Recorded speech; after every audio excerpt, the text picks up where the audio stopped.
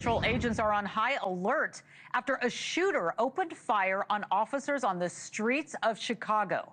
The Department of Homeland Security saying a suspect shot at agents from a car window on Saturday afternoon. How scary is that? Before this person sped away from the scene, that shooter is still at large.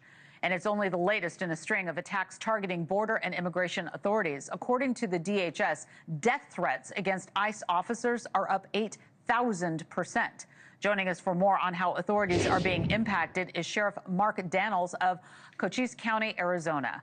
Thank you very much for joining us. I always appreciate it when you join us from the field. You're literally like boots on the ground, doing your job and taking the time to talk to News Nation. So we appreciate that. So let's talk about this issue at hand. I mean, this is some really scary stuff that's going on in Chicago. Your thoughts on the Border Patrol shooting? Well, thanks for having me again, Laura. And let me just say this. Since last time I spoke to you, and as every day goes by, it only gets worse.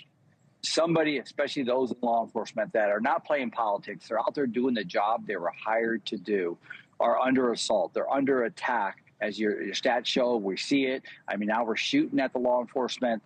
You got to ask the question, where is the community leaders? What I don't hear is the mayor. I don't hear the governor of that state, or even back, members of Congress stepping up and saying, I know they can't balance a budget right now, but where are they when it comes to supporting those that are protecting this country? We're not hearing that, Laura. And until we do, this is going to be worse and worse for those ICE agents, Border Patrol agents.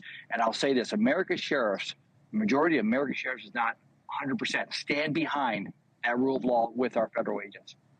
And, you know, you're talking about these agents being shot at. What about the person going to the grocery store that might be caught in the crosshairs here? I mean, that's what's so scary about all of it. And of course, our law enforcement officers on the street. And just this morning, News Nation's Allie Bradley confirmed an internal alert being sent around that the Latin Kings gang is authorizing a shoot-on-sight order for any ICE agents involved in that Operation Midway Blitz that's happening in Chicago. I mean, when you hear that and to get that internal alert and to know that that is what's going on behind the scenes, I mean, what do you say to that? This new alert is following the rising trend of violence against officers. So I'm just wondering, as you're out there in the field right now, have you and your officers felt an increased danger on the job? It sounds like you have.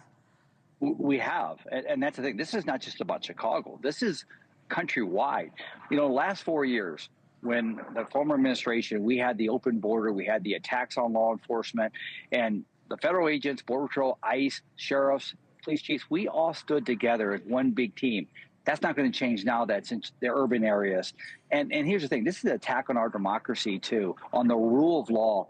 What bothers me is the fact that why are we not focused on this evil? Because we're promoting and enabling these leaders that have turned their backs, they're protecting politics and party over people. We all were elected to protect this country and the people within. This is amazing what's going on in this country. And it bothers me, it disappoints me, and it frustrates me, Laura.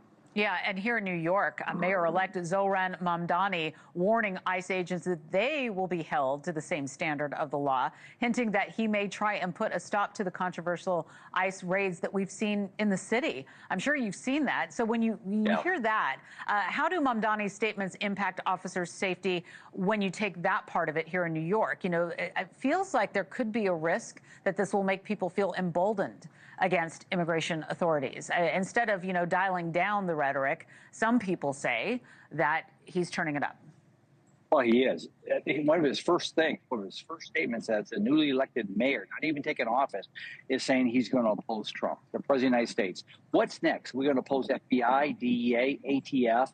Why are we taking one segment? Because of political ideologies that's more important than the rule of law. I can't get away from that. I've done this 4 decades, but I've never seen this in my career, that we have mayors, local law enforcement say we're not going to work with the federal government. The federal government provides a resource as long as we're working collectively and it's within the rule of law.